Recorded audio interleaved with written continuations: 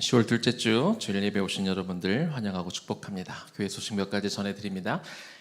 어저께 우리 큐티 모임 5번째 시간이 있었습니다. 어제는 여성들 모임이었는데요. 벌써 5주차가 됐네요.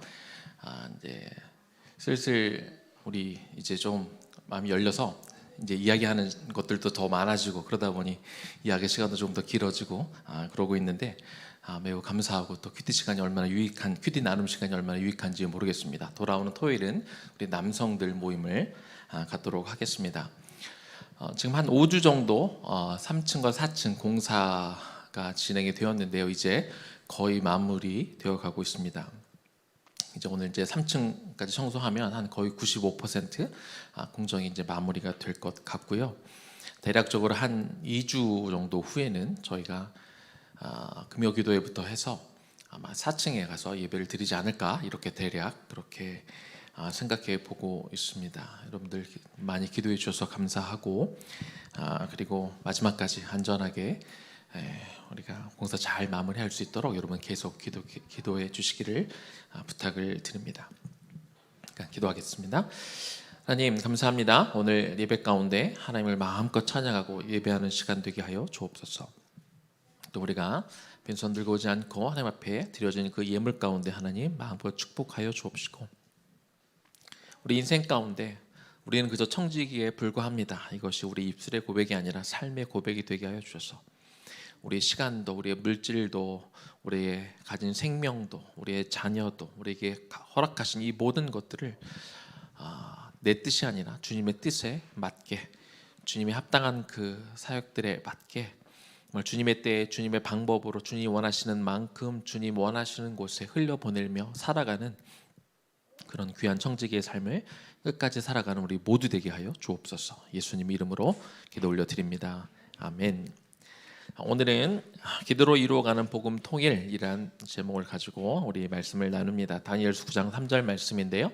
우리 은희가 하나님의 말씀을 봉독해 주겠습니다. 같이 읽고 듣도록 하겠습니다. 내가 금식하며 베옷을 입고 죄를 무릅쓰고 주 하나님께 기도하며 간구하기를 결심하고. 다니엘 9장 3절 말씀. 아멘. 아멘. 외나무 교회에는 3가지 비전이 있죠. 첫 번째는 다음 세대를 바르게 양육하는 데 비전이 있고, 두 번째는 가정을 회복하는 데 그 비전이 있고, 세 번째는 복음적 평화 통일을 위해서 함께 기도하는 그런 방향으로 우리가 같이 나아가고 있습니다. 그래서 1년에 3차례에 걸쳐서 주일에 복음 통일에 관련된 말씀을 전하는데 올해가 지금이 벌써 3번째 시간이 되었습니다. 오늘은 기도로 이루어가는 복음 통일 이렇게 제목을 정했는데요. 통일 사역 가운데 다 중요하지만 무엇보다도 그 기도가 바탕이 되어야 됨을 좀 말씀을 드리는 시간을 갖도록 하겠습니다. 이 기도로 이 사역을 해야 된다고 말씀을 드렸는데 특히 이제 복음 통일을 놓고 우리가 기도할 때 한 가지 성경적인 모델을 좀 여러분과 나누고 싶은데요. 그 다니엘의 이야기를 여러분들과 먼저 시작하며 말씀을 시작하고자 합니다. 다니엘이 바벨론의 포로로 잡혀가 있었잖아요. 그러면서 에레미야 선지자가 쓴 그 예언서를 읽게 되는데 그가 발견한 내용이 있습니다. 그게 뭐냐면 70년이 지나면 하나님께서 은혜를 베푸셔서 이제 포로 생활을 마무리하고 다시 예루살렘으로 돌아올 것이다 라는 그 예레미야의 책을 읽게 되었습니다. 얼마나 기쁘고 감격적인 소식입니까? 많은 백성들이 나라가 망하고 성전이 파괴되고 속상한 상태에서 지금 포로로 바벨론에 잡혀가 있는데 하나님께서 이미 우리가 다시 회복되어지고 나라를 찾을 날이 하나님께서 이미 예비해 두셨다라는 그런 이야기를 들었을 때 그들이 너무나 기쁘고 감격했을 것입니다. 다니엘서 9장 2절입니다. 곧 그 통치 원년에 나 다니엘이 책을 통해 여호와께서 말씀으로 선지자 예레미야에게 알려주신 그 연수를 깨달았나니 곧 예루살렘의 황폐함이 70년 만에 그치리라 하신 것이니라. 정말 기쁜 소식이겠죠. 정말 우리 힘들고 어려운 것이 다 예정되어 있다. 하나님이 그 끝을 이미 정해놓고 계신다라는 것을 발견했을 때 얼마나 기뻤겠습니까? 그런데 그 소식을 깨닫고 나서 다니엘이 취한 행동은 굉장히 좀 일반적인 그런 행동과 달랐습니다. 다니엘서 9장 3절입니다. 내가 금식하며 베옷을 입고 죄를 덮어쓰고 주 하나님께 기도하며 간구하기를 결심하고. 아니, 분명히 다니엘은 그 비참한 포로 생활을 이제 마무리하고 해방될 것이다, 그들이 자유를 얻을 것이다 라는 그런 약속의 말씀을 들었는데, 그러면 기뻐하고 감격하고 잔치를 벌이고 해야 되는데 도리어 금식하고 베옷을 입고 죄를 덮어쓰고 하나님 앞에 간구하기를 시작했다, 기도하기 시작했다, 이렇게 말씀하고 있습니다. 금식하고 베옷 입고 죄를 뒤집어 쓰는 행위는 어떨 때 하는 행위입니까? 그들이 마음이 애통할 때, 그리고 무엇보다도 그들이 회개할 때 하는 행동입니다. 왜 회개를 시작했을까요? 포로 생활에서 벗어날 것은 하나님이 약속하셨기 때문에 분명할 건데, 그러나 다니엘이 깨달은 게 있습니다. 그게 뭐냐면 포로 생활을 벗어나는 것보다 더 중요한 게 있다는 것이죠. 다니엘서 9장 19절과 20절입니다. 주여 들으소서, 주여 용서하소서, 주여 귀를 기울이시고 행하소서, 지체하지 마옵소서. 나의 하나님이여, 주 자신을 위하여 하시옵소서. 이는 주의 성과 주의 백성이 주의 이름으로 일컫는 바 됨이니이다. 내가 이같이 말하여 기도하여 내 죄와 내 백성 이스라엘의 죄를 자복하고 내 하나님의 거룩한 산을 위하여 내 하나님 여호와 앞에 간구할 때. 다니엘이 지금 어떤 기도를 하고 있습니까? 자, 포로 생활 가운데 벗어나 가나안 땅에 되돌아가는 것도 중요하지만, 그러나 이제는 이스라엘 백성들이 정말 죄에서 벗어나 죄에서 자유롭고 그들이 이제 그 악한 행위를 멈추는 것이 더 중요하다는 것을 이제 깨달은 것이죠. 그래서 이스라엘이 지금 포로로 잡혀왔으면 애통해하고 아파하고 나라를 잃은 것에 대해 정말 슬퍼하고, 그리고 이 모든 것이 우리의 죄 때문이었음을, 우리가 회개하지 않았음에 대해서 가슴 아파해야 되는데, 그들은 바벨론에 잡혀와서도 뭘 하고 있었냐면 계속 불평하고 있었던 거예요. 하나님 어떻게 이럴 수가 있어?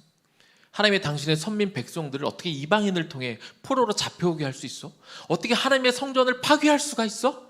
어떻게 우리가 제사 드렸던 곳을 그렇게 하나님이 무참하게 황폐화시킬 수가 있어? 라고 계속해서 불평을 일삼고 있었다는 것이죠. 하나님은 이 모든 과정들을 통해서 어떻게든 왜 하나님이 이렇게 당신의 사랑하는 백성들에게 이런 큰 재앙을 내리시기까지 하나님이 이런 일들을 행하셨는지 그들이 깨닫기를 원하셨고 죄에서 돌이키기를 원하셨는데, 그들이 여전히 포로로 잡혀가 있는 동안에도 뭐가 잘못됐는지 깨닫지 못하고 이 모든 일의 근본적인 원인과 이 문제의 핵심을 깨닫지 못하고 여전히 불평 가운데 있었다는 겁니다. 그래서 다니엘이 예레미야 선지자의 글을 통해서 70년 후에는 이제 포로 생활을 마치고 돌아가는 것도 너무 감사한 일이지만, 이거보다 더 중요한 것은 그들이 이제는 돌아가기 전에 그들의 죄를 깨닫고 자복하고 회개하는 게 너무 중요하겠다. 그래서 자신부터 먼저 이 나라와 민족이 회개하지 못하는 것에 대해 죄를 뒤집어쓰고 금식하며 베옷을 입고 기도하는 것을 볼 수 있다는 거죠. 만약에 70년이 지나서 하나님이 약속하셨기 때문에 다시 돌아가겠지만, 돌아간 후에도 여전히 정신을 못 차리고 여전히 우상을 의지하고 여전히 어떤 큰 민족, 하나님 대신 다른 큰 나라들을 의지해서 그들이 살아간다면 똑같은 일을 또 저지르고 또 똑같은 패턴이 계속해서 일어나면서 하나님이 그들을 또 심판할 수밖에 없게 되지 않겠습니까? 그리고 결국 나중에 어떤 일이 벌어져요? 이스라엘은 또다시 로마에 의해서 무너지게 되는 것입니다. 그래서 어떤 문제가 해결되는 것도 중요하지만 해결되는 것보다 더 중요한 것을 알아야 된다는 것이죠. 그 과정, 하나님이 그 지금의 어렵고 힘든 일을 왜 허락하셨는지를 깨닫고 그 문제를 놓고 기도하는 것이 더 중요하다는 것입니다. 이것이 우리가 복음 통일을 위해 우리가 기도할 때도 똑같이 적용이 돼야 된다는 것입니다. 통일 기도의 의미에 대해서 이제는 좀 알아보도록 하겠습니다. 하나님의 모든 사역은요, 기도가 같이 가야 됩니다. 사역만 잘하면 되는 게 아닙니다. 사역이 멋있게 아주 훌륭하게 마무리되면 하나님이 다 기뻐 받으시는 게 아닙니다. 사역이 잘하는 것도 중요하지만 그 사역과 함께 기도가 같이 병행되어 가는 것이 너무나 중요하기 때문에 그렇습니다. 왜냐하면 사람들은 결과를 더 중요하게 보지만 하나님은 결과가 아니라 그 과정을 중요하게 보시기 때문에 그렇습니다. 그래서 모든 영역 가운데 기도가 들어가는 것은 필수라는 것이죠. 통일 선교 사역도 마찬가지입니다. 그러니까 북한 선교를 할 때 북한 선교를 하는 다양한 방법들이 있는데요. 어떤 분이 북한 사역을 5가지로 구분해서 이렇게 정리를 하셨는데 그 부분을 좀 소개하기를 원합니다. 북한 선교를 위한 5가지 문, 이렇게 표현을 하고 있는데, 첫 번째 문은 뭐냐면 안문 선교입니다. 안문 선교는 뭐냐면 남북 간의 공식적인 채널, 정부 간에 서로 합의된 상태에서 어떤 행사를 같은 것들을 하는 것을 안문 선교라고 합니다. 두 번째는 이제 뒷문 선교가 있어요. 뒷문 선교는 비밀스러운 사역입니다. 당연히 북한 정부나 남한 정부가 공식적으로 허락하지 않는 사역이죠. 예를 들어서 탈북한 사람들, 중국에서 데려오는 일, 동남아시아 쪽에서 데려오는 일, 혹은 북한 땅에 들어가서 그 지하교회에 들어가 거기서 그들을 같이 섬기는 일, 그러니까 공인되지 않지만 또 굉장히 필요한 일, 이런 사역들을 뒷문 선교라고 이렇게 부릅니다. 세 번째는 옆문 선교인데요. 이게 어떻게 보면 간접적으로 또는 우회적인 방법으로 북한의 변화를 이끌어내는 그런 운동이고 선교입니다. 이것을 또 어떤 분이 2가지로 나누셨더라고요. 첫 번째는 오른쪽 옆문 선교, 하나는 왼문 옆문 선교. 여러분, 오른쪽과 왼쪽이 주는 그 의미를 좀 아시죠? 요즘같이 또 정치적으로 민감한 시기에 그런 의미가 있는데, 오른쪽 옆문 선교는 북한 인권운동, 계속해서 북한이 어떻게 인권을 탄압하고 있는지 유엔이나 여러 세계에다가 호소하는 그런 것을, 그래서 세계적인 어떤 압력을 가하게 해서 북한의 변화를 이끌어내려고 하는 게 오른쪽 옆문 선교고요. 왼쪽 옆문 선교는 뭐냐? 이거는 직접적인 복음을 북한에 전할 수가 없기 때문에 어떤 기업이 들어가서, 예를 들어 개성공단이 들어가거나 혹은 관광사업을 하거나 하는 그런 방식을 통해 겉으로는 비즈니스적인 측면을 띠고 들어가지만 결국 그곳에 들어가 사람들을 만나고 그곳에 가서 기도하고 간접적으로 복음을 전하려고 하는 그것을 옆문 선교라고 그렇게 이야기합니다. 네 번째는 윗문 선교가 있습니다. 윗문 선교는 뭐냐면 전파를 통해서, 해류를 통해서 혹은 바람을 통해서 이 정보가 차단되어 있는 북한 땅에 어떤 정보를 흘려 보내주는 것을 윗문 선교라고 이렇게 부릅니다. 그래서 풍선 같은 거를 띄워 보내기도 하는데, 요즘은 또 전파를 이용해서 많이 합니다. 라디오 방송을 이렇게 또 북한에 들어가는 사람들에게 조그만한 그 라디오를 보내서 한국에서 송출을 하면 북한 곳곳에서 이렇게 라디오를 통해 복음을 듣게 할 수 있는 그런 방법이 있습니다. 제가 할렐루야 교회에서 북한 사역을 섬길 때 어떤 거를 했냐면, 이 탈북민 출신들 4분하고 제가 제자 훈련을 이렇게 했어요. 그리고 제자 훈련을 할 때 미리 동의를 받고 그 제자 훈련 내용을 녹음을 했습니다. 녹음을 해서 제자 훈련 내용이 한 번에 한 1시간 반, 2시간 정도 이야기를 하면 한 12번을 그때 한 기억이 나는데, 이 파일이 어떤 선교단체로 넘어가면 선교단체에서 이거를 북한 사람들이 다 이해할 수 있는 말로 다시 재녹음을 했어요. 그분들이. 그리고 이 함께한 분들의 어떤 신원이 파악되지 않도록 명칭이나 이름이나 이런 것들을 바꾸어서 제자 훈련한 내용이 북한 지역에 있는 사람들이 이렇게 들었을 때 이해할 것으로 다시 재녹음을 해서 이 내용을 이제 북한에다 송출하면 북한에 있는 사람들이 듣고 어떻게 보면 제자 훈련을 간접적으로 할 수 있도록 이런 거를 한 2년 전에, 3년 전에 제가 할렐루야 교회에서 한 적이 있었는데, 이런 식으로 이렇게 전파 등을 통해서 북한에 복음이 들어가게 하는 방식도 있습니다. 5번째는 영문 선교입니다. 영적인 문. 그래서 주로 기도 사역을 이야기하는 것이죠. 우리가 기도함을 통해 하나님의 이 모든 사역들이 이루어지도록 하는 것, 또는 이곳에 있는 남한 분들에게 우리가 통일, 그러면 많은 분들이 우리가 북한을 통일을 시켜서 북한에 있는 사람들을 남한 사람화 시키는 것, 이것을 통일이라고 많이 생각하는데요. 통일이라는 게 사람과 사람이 하나가 되는 것이기 때문에 우리가 결혼해도 마찬가지잖아요. 우리가 서로 이해하려는 시간과 노력이 필요한 것처럼 우리가 북한에 대해서 왜 그 사람들은 이렇게 생각하고 이런 사상이 들어와 있고 그 북한을 좀 더 이해하도록 우리가 공부하고 배우는 것들, 이런 과정들도 필요한데 이런 모든 과정들이 영문 선교입니다. 그 중에서도 가장 중요한 건 기도 사역이라고 할 수 있을 것입니다.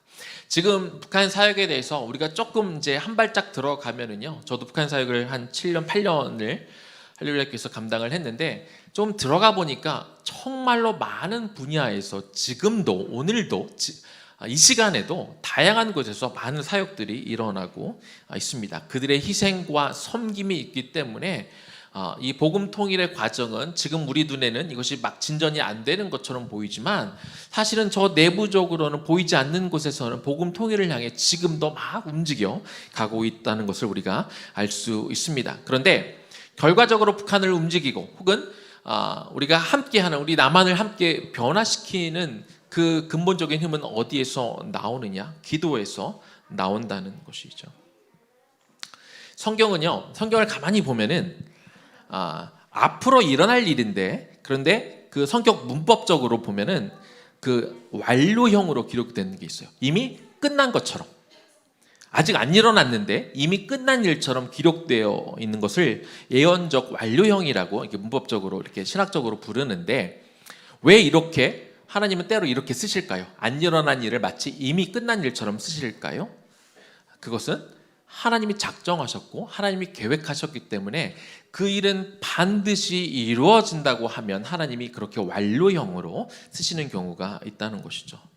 복음 통일이 하나님의 계획 가운데 있는 것이라면, 복음 통일은 지금 아무리 안 되는 것처럼 보이고 아무리 불가능해 보이는다 할지라도 그날은 반드시 오게 되어 있고 통일은 반드시 이루어집니다. 우리가 이렇게 선언할 수 있게 되는 겁니다. 그런데 그렇게 예언적 완료형으로 우리가 그렇게 표현할 수 있는, 복음 통일을 그렇게 표현할 수 있는 것은 무엇 때문일까요? 우리가 그것을 놓고 하나님의 뜻이 이루어지도록 계속해서 기도하기 때문에, 이렇게 기도하는 것이 이 성경의 말씀을 예언적 완료형으로 표현될 수 있도록 우리가 할 수 있는 힘이 거기서 생기는 것입니다. 남북한의 통일은요, 단순히 남과 북이 하나 되는 것, 이것이 궁극적인 목표일 수는 없습니다. 통일이 되었을 때 어떤 이익이 나는지, 경제적인 차원에서, 정치적인 차원에서, 외교적인 차원에서 여러 가지 통계들이 나와 있지만, 교회와 성도들은요, 단순히 그런 어떤 정치적인 이유나 경제적인 이유로 통일을 접근하면 안 됩니다. 한국의 기독교 측면에서는요, 북한 땅에 먼저 복음이 들어왔고, 그리고 아까 정희 목사님 멘트 하시면서 그런 이야기 하셨는데, 우리가 복음의 빚진 자라고 말씀하셨잖아요. 남한 땅에 교회가 세워지기 전에 먼저 북한에 복음이 들어왔고 교회가 세워졌고, 그리고 이제 그곳에 공산당이 들어가기 시작하면서 핍박을 피해 또 6.25 전쟁을 가운데 많은 분들이 남한으로 내려오면서 북한에 계셨던 성도들이 남한에 오셔서 교회를 세우고 많은 성도들이 생기게 된 것이죠. 그래서 남한 교회는 어떻게 보면 북한의 그 사랑의 빚을 지고 있는 셈인 것입니다. 또 북한의 어떤 전 세계의 기독교적인 측면에서 북한을 바라보면은, 북한은 여전히 지하교회와 성도가 있기는 하지만 그러나 영적으로는 불모지인 땅이잖아요. 그래서 그곳은 예수님의 지상 명령으로 복음이 다시, 예전에 한때 부흥이 일어났던 그곳에 또 다른 부흥이 다시 일어날 수 있도록 도와야 될 선교지가 됩니다. 근데 선교라고 하면, 선교는 어떤 곳입니까? 영적 전쟁이 매우 치열한 곳이죠. 영적 전쟁이 치열한 곳에는 우리가 어떻게 싸울 수 있어요? 어떤 전략으로, 돈으로, 어떤 권력을 가지고 해결이 됩니까? 그렇지 않아요. 영적 전쟁에서, 그 영적 전쟁이 치열한 곳은 사단의 어떤 결박을 풀어내기 위해서는 가장 중요한 것은 기도입니다.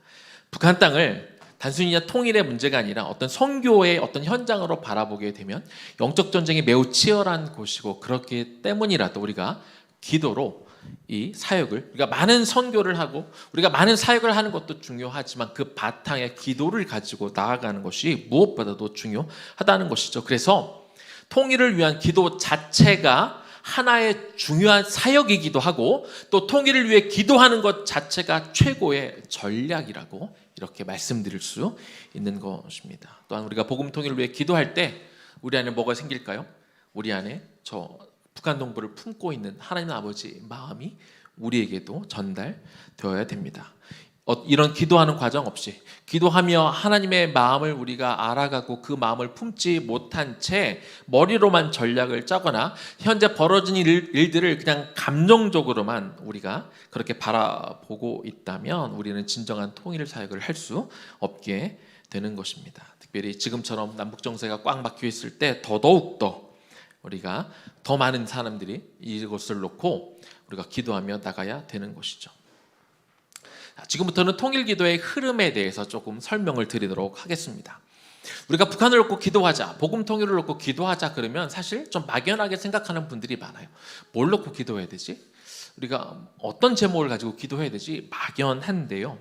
자, 그런데 기도문들이 요즘에는 활자화돼서 기도문들이 많이 나와 있습니다. 남북이 분단된 이후로 한국교회가 참 눈물로 많은 기도의 씨앗을 뿌려왔는데 이제 선교단체들이 북한을 향한 어떤 복음 통일을 위한 선교단체들이 생겨나면서 기도 제목들이 이제 활자화되어서 나오기 시작했습니다. 먼저는 모퉁이돌 선교회 카타콤이라는 기도 책자가 나왔고, 기독교 북한 선교회 북한 선교, 또 한국 오픈도어 선교회 북한 개발 소식, 이런 것들이 처음으로 1세대 이 기도집이라고 할 수 있습니다. 이후로 오대원 목사님이 처음 세우신 한국 예수전도단에서 26일 중보기도 안내서를 만들었고, 이것을 나중에 책자로 북한을 사랑하신 하나님이란 책자로 책을 만들어 내셨습니다. 2000년대 들어와서는요, 북한과 열방을 위한 중보기도 네트워크인 PN4N이라는 그런 기도 일지가 매월 이렇게 기록이 되다가 2013년 11월부터는 블로그에 여러분들이 서칭 프로그램에 PN4N이라고 치시면 거기에 이제 홈페이지로 연결이 되는데, 제가 할렐루야께서 북한 선교하고 매주 기도회를 인도할 때 거기에 매일같이 북한에서 지금 어떤 일이 벌어지고 있는지 여러 가지 다양한 소스들을, 아주 근거 있는 소식들을 모아서 지금 이런 일이 벌어지고 있습니다, 이것을 위해 기도해 주십시오라고 기도 제목이 매일 올라왔어요. 그래서 제가 그것들을 참고해서 저도 기도회에 참고를 했는데, 이런 곳에 들어가서 이렇게 보게 되면 지금 북한이 어떤 일이 벌어지고 있고 나는 무엇을 놓고 기도해야 되는지 우리가 참고할 수 있다는 거죠. 에스더 기도 운동본부에서 Jesus Army라는 또 책자가 매월 나오고 있고요. 2008년부터 2012년까지 5년 동안 NK, 노스 코리아죠, 100일 중보기도 운동이 있었는데, 이 운동이 통일 코리아를 세우는 100일 기도라는 이런 기도 책자를 남겼습니다. 근데 이곳의 큰 의미는 뭐냐면, 북한의 각 지역을 소개하고, 그리고 종교와 문화예술과 매스컴, 정치, 교육, 가정, 경제, 과학의 8가지 분야로 이렇게 기도 제목을 세분화해서 북한을 놓고 이 영역에서는 이렇게 기도합시다 라고 이렇게 써준 책이 처음으로 그때 나왔습니다. 또 평화한국에서는요, 2007년부터 매월 6월 달에 세일의 평화기도회를 진행하고 있으면서 21일 동안 묵상할 수 있는 그런 기도책이 나와서, 이런 책들을 보면 북한을 놓고 이렇게 기도하면 되는구나, 이렇게 하면 우리가 좀 이게 막연하게 기도하는 것이 아니라 좀 더 구체적으로 기도할 수 있게 되는 것이죠.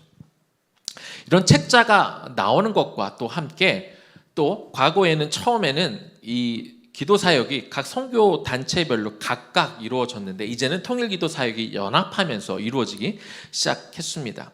2011년도부터 그 부흥을 위한 연합 기도 운동이 주빌리 통일 구국 기도회로 재출범되면서 31개 선교 단체가 동참을 했어요. 그래서 매년 6월 달이면 이 기도 모임이 생겼는데, 한국에만 그 기도 모임이 생긴 것이 아니라 2012년 시카고에서 열린 제7차 한인 세계 선교 대회에 이 모임이 소개가 되기 시작하면서, 그 이후로는 미국, 호주, 뉴질랜드, 일본, 대만, 프랑스, 태국, 러시아, 중국, 이런 곳곳의 나라들에서도 이 주빌리 기도회가 열리기 시작했어요. 그래서 기도회가 이제 개별적으로 각 단체별로 자기들의 색깔만 가지고 기도하던 그 기도회가 이제 단체들이 모여서 함께 기도하는 그 흐름이 시작이 되었고, 지금도 매년 6월 6일이면 주빌리 코리아 기도 큰 모임이라는 그 모임이 정기적으로 지금도 열리고 있습니다.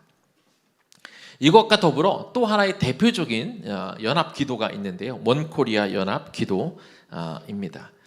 이 연합 기도는 북한과 통일을 품고 기도하는 단체들과 또 거기에 덧붙여 교회가 연합된 아까는 그 선교 단체들의 연합이라면 원코리아 연합기도는 선교 단체 플러스 거기에 교회들이 연합이 되었습니다.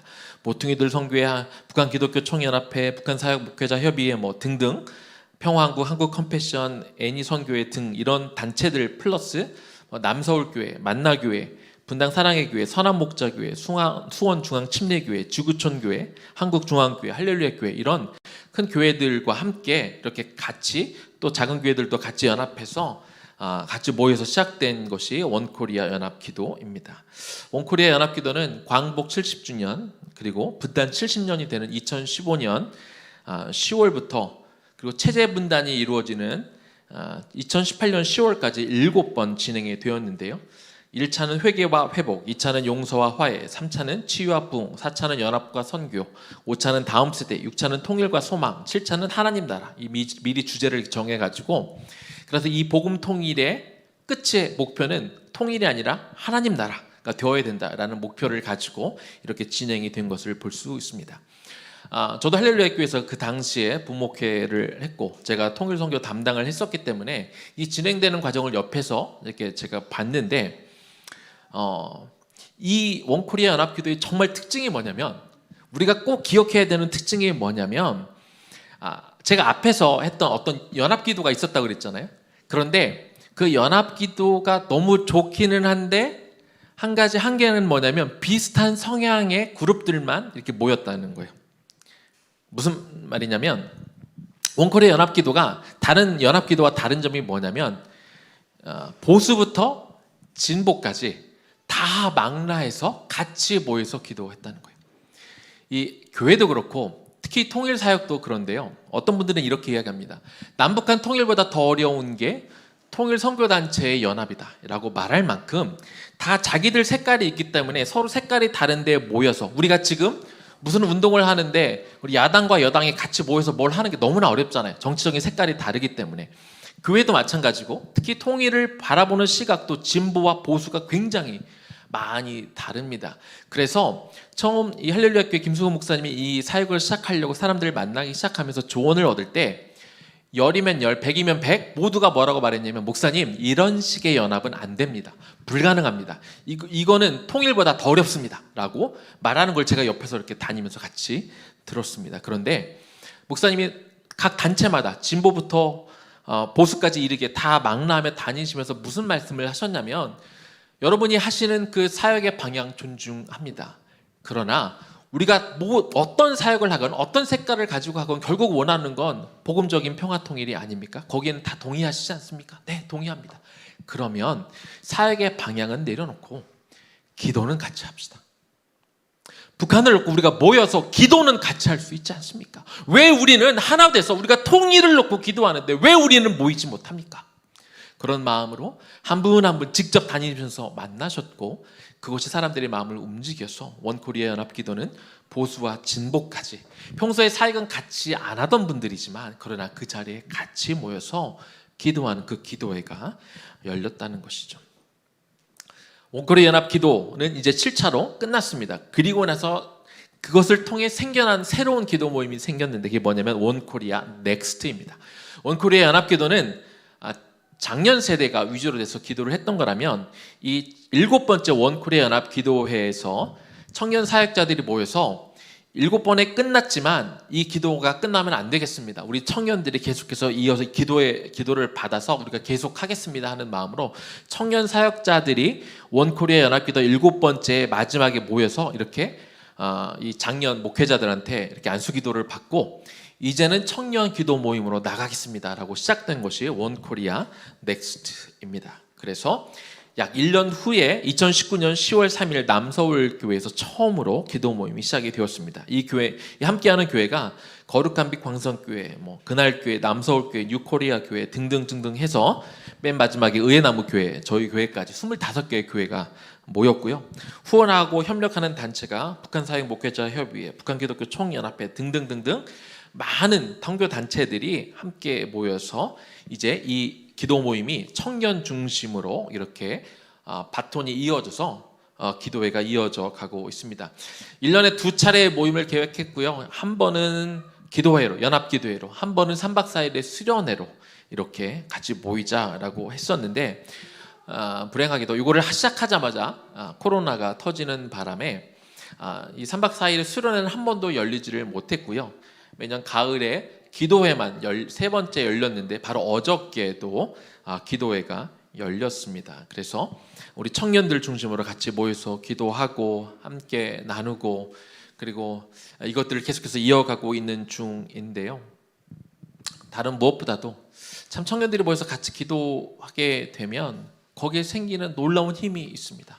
그 기도 현장에 들어가면 그 임하는 정말 특별한 성령의 역사를 맛볼 수 있는데 저희 교회도 제가 지금은 회의를 참석하고 있는 준비 회의에 참석하고 있는데 언니가 저희도 같이 그 기도하는 모임 수련회는 청년들만 하지만 기도회는 장년들도 같이 갈 수 있거든요. 그래서 기회가 되면 저희 교회도 같이 참여할 수 있었으면 좋겠습니다. 이 통일기도의 효과는 무엇일까요? 기도는 하나님의 사람을 세우고 역사를 일으킵니다. 그래서 통일선교 역시 기도가 하나님의 역사를 만들어 가는 것이죠. 이 통일기도를 통해서 사람들이 복음 통일에 대해서 관심을 갖게 되고 통일 비전에 대한 그런 확신을 또 심어주게 되는 것이죠. 또 통일선교를 통해 이제 기회가 되면 우리가 지난번 두 번째 복음 통일 주간을 할 때는 북한에서 탈북하신 그 전도사님의 우리가 이야기를 들었어요. 그때 또 많은 분들이 이야기하신 게 또 제가 그냥 설교하는 것과 또 탈북민 출신의 사역자가 또 이야기하고 본인의 경험을 직접 이야기할 때 벌써 이제 느껴지는 게 다르다고 이런 고백들을 해 주셨는데요. 정말 이 북한 선교라는 게 너무나 많은 종류가 많아요. 아까 5가지로 제가 구분해서 설명을 드렸는데 정말 다양한 분들이 이야기를 들으면 하나님이 이 통일이라는 게 그냥 안 되는 거 아니야? 이제 물 건너간 거가 이런 느낌이 드는 것이 아니라 하나님이 역사하시는구나. 하나님이 지금도 움직이시는구나. 통일이 되겠구나. 통일이 하나님의 뜻이구나. 라는 것들을 우리가 얼마든지 느낄 수 있다는 것이죠. 그래서 우리가 지금은 제가 할렐루야 교회 있을 때마다 매주 이 기도회를 인도를 했는데 저희 교회도 비전 중에 하나가 복음 통일이라고 하지만 아직 여건이 안 돼서 기도회를 하고 있지는 못하지만 언젠가 저희도 더 정기적인 이 기도 모임을 세우기를 소망하고 있습니다. 이제 말씀을 마무리하겠습니다. 초반에 성경적인 모델을 세우면서 제가 다니엘의 이야기를 했습니다. 통일은요 반드시 이루어지게 되어 있습니다. 왜냐하면 에베소서 1장 10절에도 통일이라는 단어가 처음 나오는데 통일의 의미가 뭐냐면요 서로 각자 다른 것이 하나가 되는 게 통일이 아닙니다.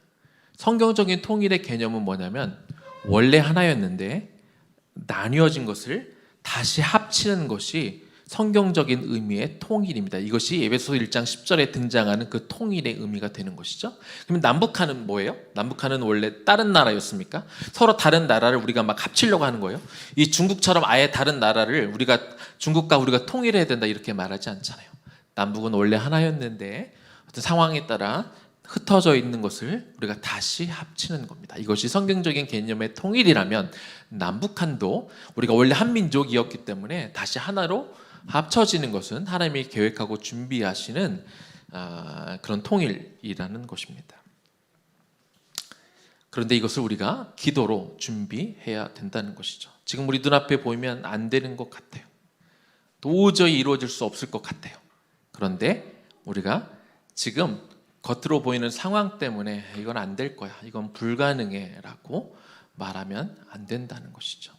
이렇기 때문에 우리가 더 기도해야 됩니다. 왜냐하면 하나님은 결과를 보시는 분이 아니라 과정을 보시는 분이기 때문에 그렇습니다. 그래서 우리가 이 통일을 향해 지금 안 돼, 이거는 불가능해, 이건 말도 안 되는 일이야 라고 포기할 것이 아니라 우리가 마음을 쏟아놓고 통일에 언제 되냐, 언제 될 것 같냐, 그건 우리 소관이 아니에요.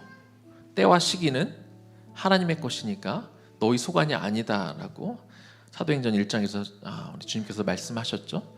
통일이 언제 될 거냐는 제쳐두고요, 통일은 될 것이고 그것이 하나님의 뜻이라면 우리는 그 말씀에 따라 기도하면 되는 거예요. 그 마음을 담아 하나님, 저 북한 땅에 지금도 힘들고 어렵게 사는 우리 북한 주민들이 있는데 주여 그들을 긍휼히 여겨 주옵소서. 그 마음을 가지고 기도하면 됩니다.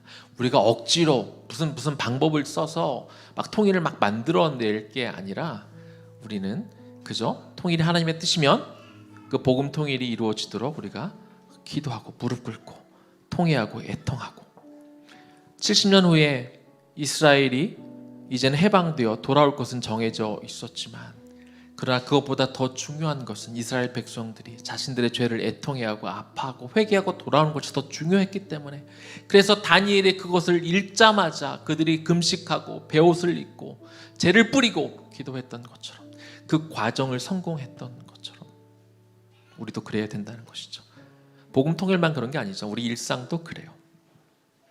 우리가 겪고 있는 어떤 문제들 우리는 그 문제 해결을 놓고 하나님 언제입니까? 라고 기도할 수 있지만 그건 하나님의 몫으로 맡겨두고요.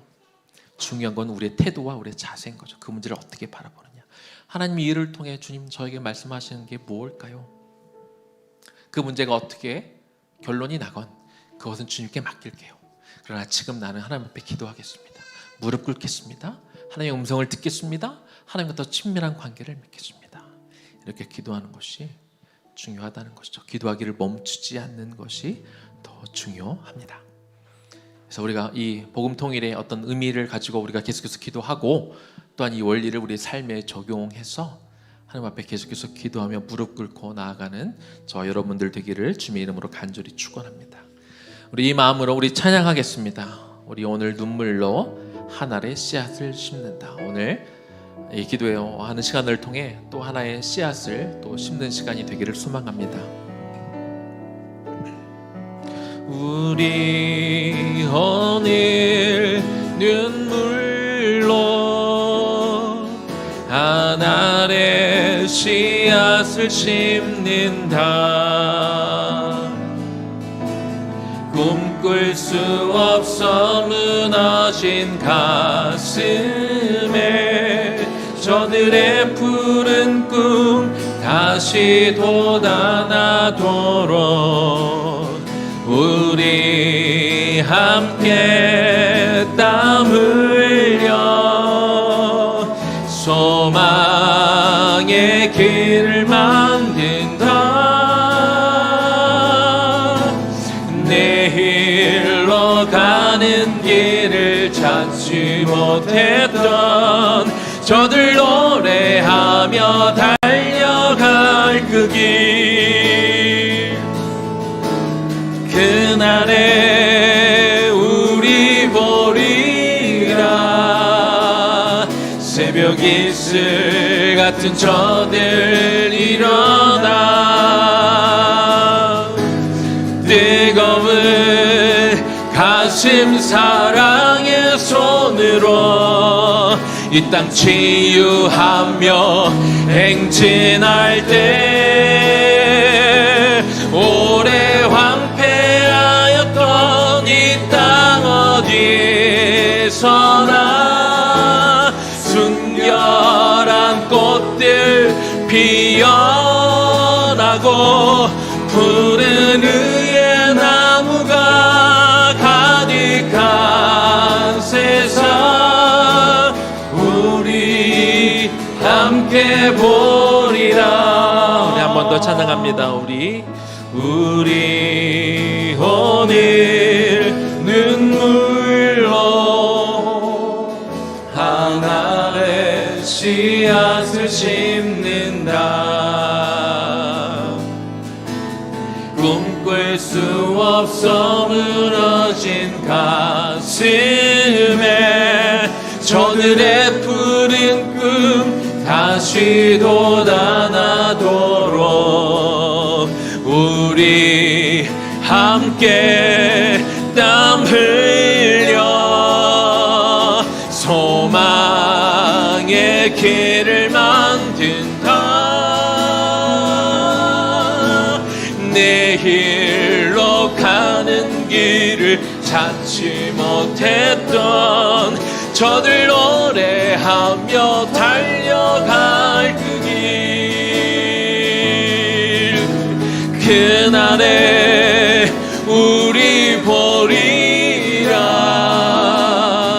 새벽 이슬 같은 저들 일어나 뜨거운 가슴 사랑의 손으로 이 땅 치유하며 행진할 때 오래 황폐하였던 이 땅 어디서나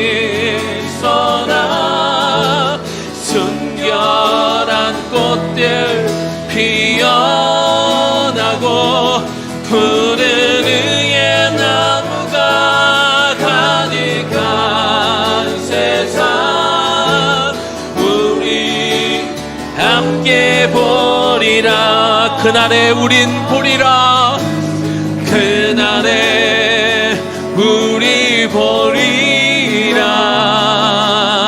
새벽 이슬 같은 저들 일어나 뜨거운 가슴 사랑의 손으로 이 땅 치유하며 행진할 때 오래 황폐하였던 이 땅 어디서나 순결한 꽃들 피어나고 푸른 의의 나무가 가득한 세상 우리 함께 보리라. 푸른 의의 나무가 푸른 의의 나무가 가득한 세상 우리 함께 보리라. 우리 한번 같이 기도하겠습니다. 우리 현실만 보면 남북한의 통일이 절대 이루어지지 않을 것 같습니다. 그러나 통일은 하나님이 준비하고 계획하신 일들이며 반드시 일어날 일입니다. 우리가 복음의 빚진 자라고 말씀을 드렸습니다. 1907년 일어났던 평양 대부흥, 원산 대부흥을 정말 저 북한 땅에 많은 교회들이 있었고 많은 믿는 자들이 있었습니다. 그런데 북한의 공산주의가 들어가기 시작하면서 많은 사람들이 종교의 자유를 찾아 남한에 내려왔고 그래서 이제 남은 사람들은 지하교회에 숨어 있고 그리고 그 명맥을 겨우 유지하고 있습니다. 우리 하나님 앞에 이렇게 기도했으면 좋겠습니다. 하나님, 저 땅에 한때 푸른 의의 나무가 참 많았습니다. 그 땅에 교회들이 있었고 하나님을 노래하던 그 땅이었는데 하나님 지금은 우상을 숭배하는 곳이 되었습니다. 교회가 무너지고 그 땅에 김일성 그 삼부자의 우상이 세워지는 그 땅이 되었는데 하나님 우리가 믿음의 눈으로 바라볼 것입니다. 그 땅에 언젠가 그 우상들이 다시 무너지고 하나님의 성전이 세워질 그날이 오게 될 줄로 믿습니다. 그날에 남과 북이 하나 되어 연합되어 함께 하나님을 높이고 하나님을 함께 찬양하는 그날이 오게 될 줄로 믿사오니 우리가 지금 눈의 현실 가운데 우리가 판단하지 않게 하여 주시옵시고 아버지 하나님의 그의 끓는 마음으로 복음적 평화 통일을 위하여 계속해서 기도하는 이 민족이 되게 도와달라고 우리 주님 이름 한번 부르며 기도하며 나아갑니다. 주여, 하나님 이 시간 기도합니다. 하나님 정말 하나님의 그 복음이 그 땅에 먼저 심겨졌죠. 1800년 후반년에 저 중국에 왔던 선교사들을 통하여 북한이 저 두만강을 넘어 먼저 그 땅에 복음이 들어가 교회가 세워지고 하나님을 믿는 많은 당신의 백성들이 있었으며 여러 차례 부흥운동을 통하여 그곳에 하나님의 나라였고 그곳에 교회가 가득 찼고 그곳에 하나님을 예배하는 당신의 백성들이 많았던 것을 우리가 바라봅니다. 하나님 이 시간 기도합니다. 주여, 우리가 기도합니다. 우리가 기도를 멈추지 않을 것입니다. 우리는 복음의 빚진 자로서 하나님 우리는 그곳에 복음의 정말 빚진 자로서 그 땅을 향해 기도하기를 원합니다. 그 땅에 우상들이 무너지는 그날에 오게 될 줄로 믿습니다. 하나님의 교회를 무너뜨리고 우상이 세워져 있는 그 땅에 그 우상들이 반드시 하나님께서 다시 무너뜨리게 될 줄로 믿습니다. 하나님 그날은 반드시 오게 될 것입니다. 하나님들 앞에 현혹적으로 혹은 우리가 이게 경제적인 관점이나 정치적인 관점이나 다른 관점으로 통일을 예단하거나 이것이 우리에게 유리할지 불리할지 판단하지 않게 하여 주시옵시고 하나님 정말 온 민족을 향하여 가서 제자 삼아라. 네가 예루살렘뿐만 아니라 사마리아와 온 땅 끝까지가 복음을 전하라고 말씀하셨기 때문에 하나님 저 북한 땅에 복음이 심겨지기를 소망하는 그 간절한 마음으로 우리가 기도하기를 멈추지 않게 하여 주옵소서. 하나님 그 땅을 긍휼히 여겨 주시옵소서. 그 땅을 불쌍히 여겨 주시옵소서. 하나님 그곳에 하나님의 나라가 임하며 그곳에 하나님의 교회가 세워지며 그곳에 하나님의 다스림과 하나님의 통치가 일어나 정말 그곳에 푸른 의의 나무가 다시 세워져 하나님의 이름을 마음껏 높이는 그날이 오게 될 줄로 믿습니다.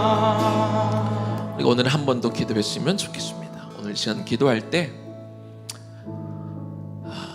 하나님 내 삶에도 여러 가지 문제들이 있는데요, 하나님 이 문제가 어떻게 해결이 될까, 어떻게 결말이 날까에 우리가 더 촉각을 세우고 그 결과를 기다리느라 하나님 우리가 불안해하지 않기를 원합니다. 그 결말은 하나님의 손에 맡겨드리고 하나님 지금은 내가 하나님과 더 가까워지기를 원합니다. 지금은 내가 하나님 앞에 더 무릎 꿇는 시간이 되기를 원합니다. 지금은 내 마음과 하나님의 마음이 합해지는 시간이 되기를 원합니다. 우리의 포도나무이신 그 주님 앞에 우리가 가지로 붙어있는 시간이 되기를 소망합니다. 그 결과보다 과정이 더 중요합니다. 지금 우리에게 주시는 그 말씀을 하나님 내가 듣게 하여 주옵소서.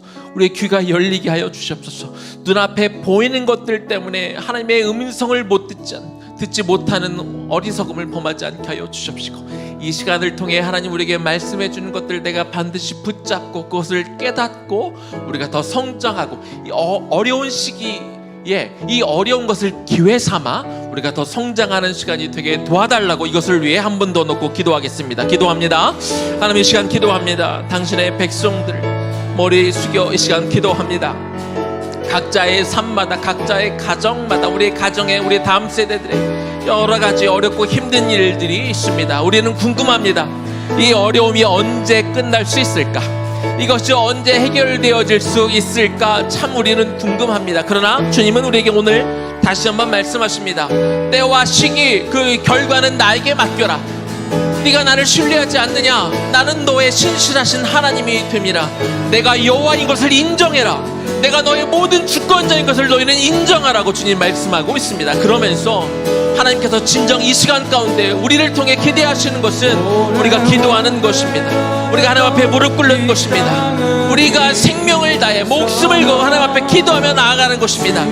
이 시기를 통해 우리를 죽이려 하는 것이 아니라 우리를 살리려 하시는 그 주님 앞에 우리가 나아가는 것이겠죠.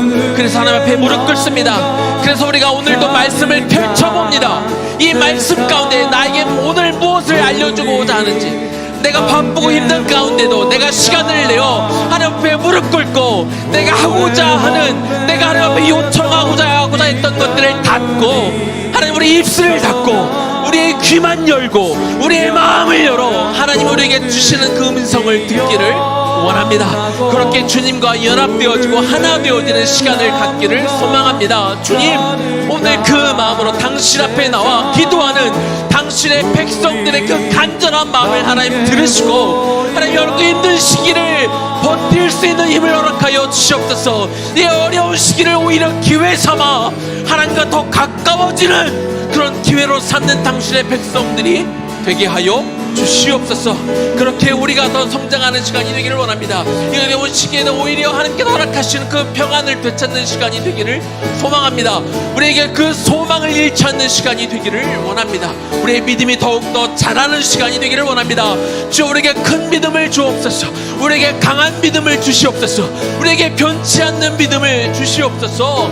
이 시간을 들어 오히려 믿음의 주여 우리를 온전케 하시는 예수 그리스도를 바라보는 그 시간이 되게 하여 주옵소서. 그날에 우리는 보리라. 그날에 우리 보리라. 새벽 이슬 같은 저들 일어나. 뜨거운 가슴 사랑의 손으로 이 땅 치유하며 행진할 때 오래 황폐하였던 이 땅 어디서나 순결한 꽃들 피어나고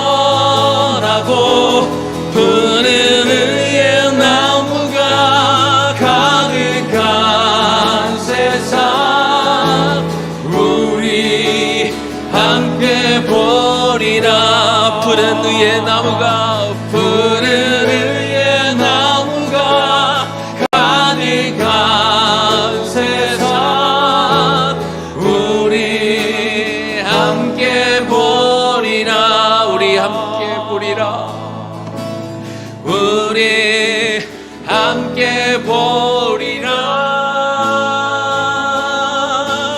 우리 함께 보리라. 하나님 의의 나무 교회 복음적 평화 통일을 위해 그것을 비전 삼아 기도하게 하시니 참 감사합니다. 지금 자금의 현실을 보면 그 초창기 문재인 정권 초창기에 있었던 그 많은 회담들을 바라보며 가졌던 많은 소망들이 한꺼번에 무너지고 통일은 안 되는 일로 많이 보입니다. 그러나 하나님 믿음의 사람들, 기도하는 사람들로서 우리가 눈앞에 보이는 어떤 현상들 때문에 그것에 우리 어떤 감정이 흔들리지 않게 하여 주십시고 지금도 역사하시는 주님, 지금도 숨은 곳에서 또 보이지 않는 곳에서 다양하게 이 평화와 통일을 위해 복음 통일을 위해 달려가는 많은 사역자들의 사역을 받으시고 무엇보다도 눈물을 흘려 이곳저곳에서 당신의 백성들의 그 기도하는 그 기도 소리를 들으시고 통일의 그날을 준비하시는 하나님이 계신 줄로 믿습니다.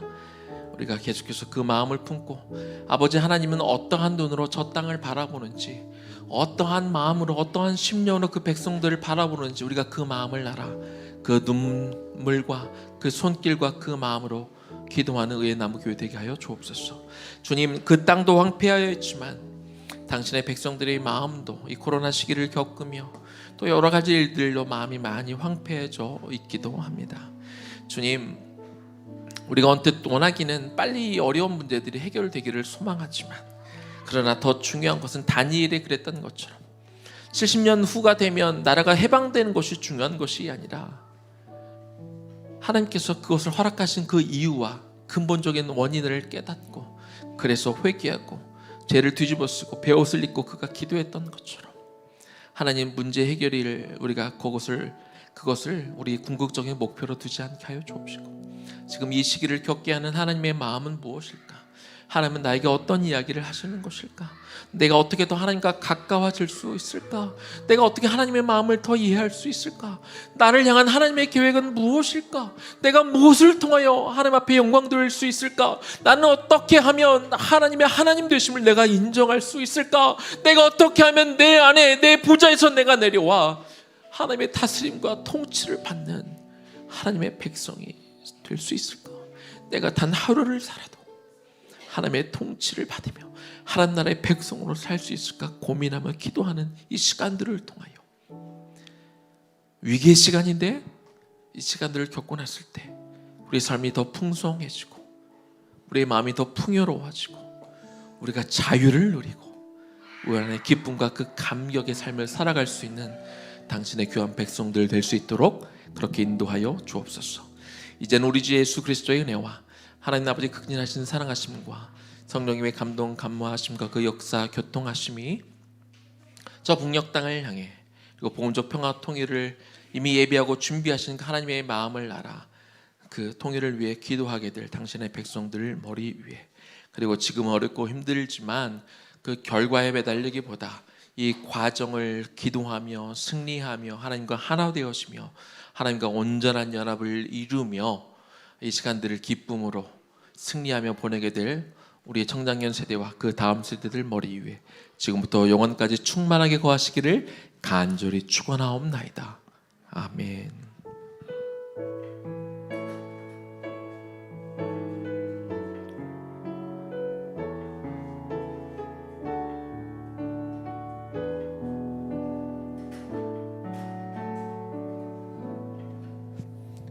다음 한 주간도 승리하시기를 축복합니다. 2시 17분인데요. 2시 25분에 우리 주일학교 우리 시작하도록 하겠습니다. 다음 주에 뵙겠습니다.